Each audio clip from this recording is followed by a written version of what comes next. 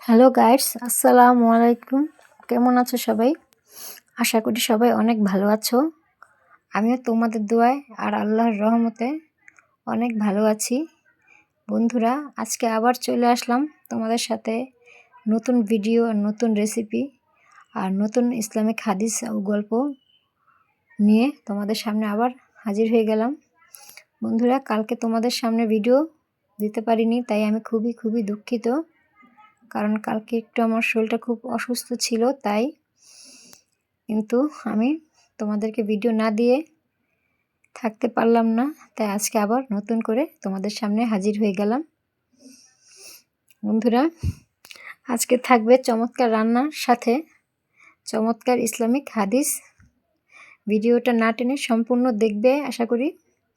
আর আমার ভিডিওটা ভালো লাগলে অবশ্যই আমার চ্যানেলটা সাবস্ক্রাইব করে দিবে, লাইক কমেন্ট শেয়ার করে দিবে। যারা সাবস্ক্রাইব করে দিয়েছো এবং লাইক কমেন্ট শেয়ার করে দিয়েছো তাদেরকে অসংখ্য ধন্যবাদ। আর যারা এখনও করোনি তারা প্লিজ এখনই সাবস্ক্রাইব করে আমাকে সাপোর্ট দিয়ে দাও। তোমাদের জন্য আমি স্বপ্নার রান্নাঘর নিয়ে চলে আসব নতুন রেসিপি আর নতুন ইসলামিক শিক্ষণীয় হাদিস ও গল্প নিয়ে। বন্ধুরা, আমার চমৎকার রান্নাও উপভোগ করবে আর সাথে ইসলামিক শিক্ষণীয় হাদিস ও গল্প শুনে তোমাদের জীবনটা বদলাও তোমরা। আর আমিও চাই আমার রেসিপি থেকে আর আমার ইসলামিক হাদিস ও গল্প থেকে তোমরা কিছু শিখতে পারো, তোমাদের একটু হলেও উপকার হোক। আচ্ছা বন্ধুরা, তাহলে কথা না বাড়িয়ে চলো আমরা চলে যাই আমাদের ইসলামিক হাদিসে। আজকে তোমাদের সাথে সুন্দর একটা হাদিস আমি শেয়ার করব। বন্ধুরা, প্রথমে বলছি তোমাদের গল্পের শুরুতেই আমরা যেহেতু মানব জাতি, আমাদের চরিত্র নিয়ে কিছু জ্ঞান তোমাদের আমি দিতে চাই। বন্ধুরা, তাহলে আমি শুরু করতে যাচ্ছি। রাসূলুল্লাহ সাল্লাল্লাহু আলাইহি ওয়াসাল্লাম বলেছেন, তোমাদের মধ্যে সেই ব্যক্তি সর্বোত্তম যার চরিত্র সবচেয়ে উত্তম। সহিহ বুখারী। বন্ধুরা, ভালো মানুষ হওয়া শুধু নামাজ রোজা নয়, ভালো ব্যবহার, নম্রতা, সত্যবাদিতা ও মানুষের সাথে সুন্দর আচরণ করাই একজন মুসলিমের আসল সৌন্দর্য। রাসূল সাল্লাল্লাহু আলাইহি ওয়াসাল্লাম নিজেই ছিলেন উত্তম চরিত্রের উদাহরণ। তাই আমাদেরও উচিত মিথ্যা না বলা, কারো মনে কষ্ট না দেওয়া, ক্ষমা করা, সবসময় হাসিমুখে কথা বলা। রাসূল সাল্লাল্লাহু আলাইহি ওয়াসাল্লাম বলেছেন, কিয়ামতের দিন বান্দার আমলের মধ্যে সর্বপ্রথম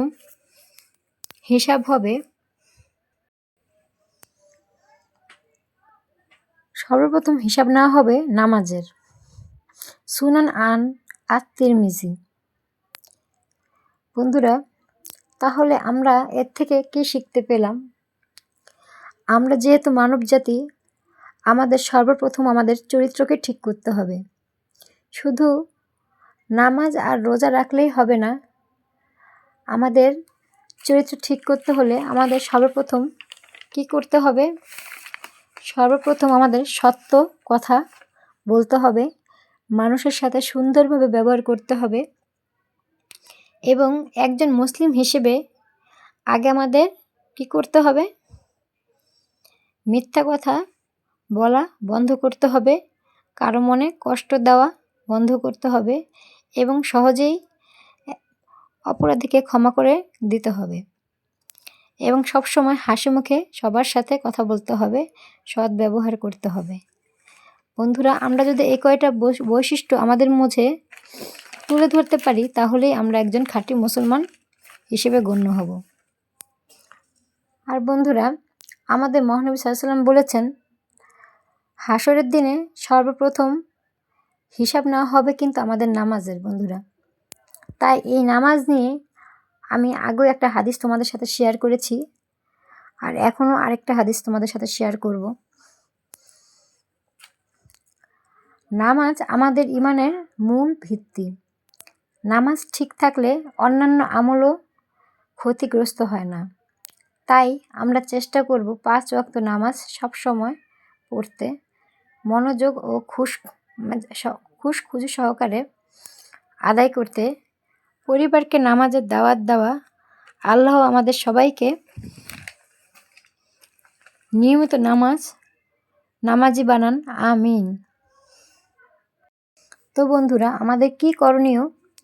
আমাদের করণীয় 5 ওয়াক্ত নামাজ সময় মতো পড়া, মনোযোগ ও খুশ মেজাজে সহকারে আদায় করা, পরিবারকে নামাজের প্রতি উৎসাহ দেওয়া, নামাজ কখনো ছেড়ে না দেওয়া, যতই আমরা ব্যস্ত থাকি না কেন।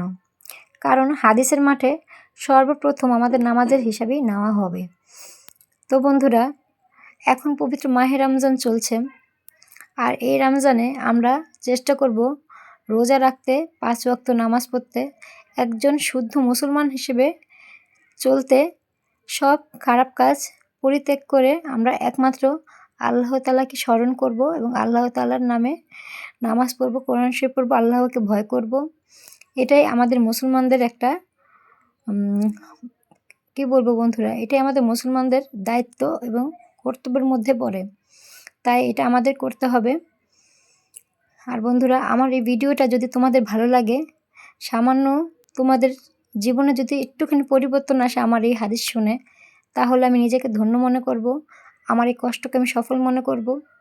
আর বন্ধুরা, তোমরা যে যেখান থেকে আমার এই ভিডিওটা দেখছো, প্লিজ তোমরা অবশ্যই আমার চ্যানেলটা সাবস্ক্রাইব করে দেবে, লাইক কমেন্ট শেয়ার করে দেবে। তোমাদের জন্য অনেক কষ্ট করে আমি ভিডিও বানাই বন্ধুরা। আমার এই কষ্টকে তোমরা অবশ্যই মূল্যায়ন করবে এবং আমার পাশে থাকবে। তোমরা যদি আমার পাশে না থাকো, তাহলে আমার সামনের দিকে এগিয়ে যাওয়া সম্ভব না। তাই বন্ধুরা,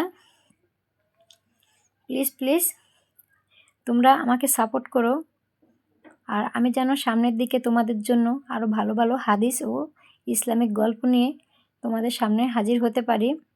বন্ধুরা, এরকম অনেক অনেক অনেক লক্ষ লক্ষ হাদিস আছে, ইসলামিক গল্প আছে, যেগুলো আমি তোমাদের সামনে তুলে ধরতে চাই। আর আমার এই গল্প শুধু তোমরা আমার এই স্বপ্নার রান্নাঘর চ্যানেলেই পাবে। সুন্দর রেসিপি আর সুন্দর ইসলামিক শিক্ষণীয় হাদিস ও গল্প, যেটা তোমাদের জীবন পরিবর্তন করে দেবে। তাই বন্ধুরা, আমার এই চ্যানেলটা এখনই তোমরা সাবস্ক্রাইব করে দাও, লাইক কমেন্ট শেয়ার করে দাও। আজকে এই পর্যন্তই বন্ধুরা, ধন্যবাদ সবাইকে।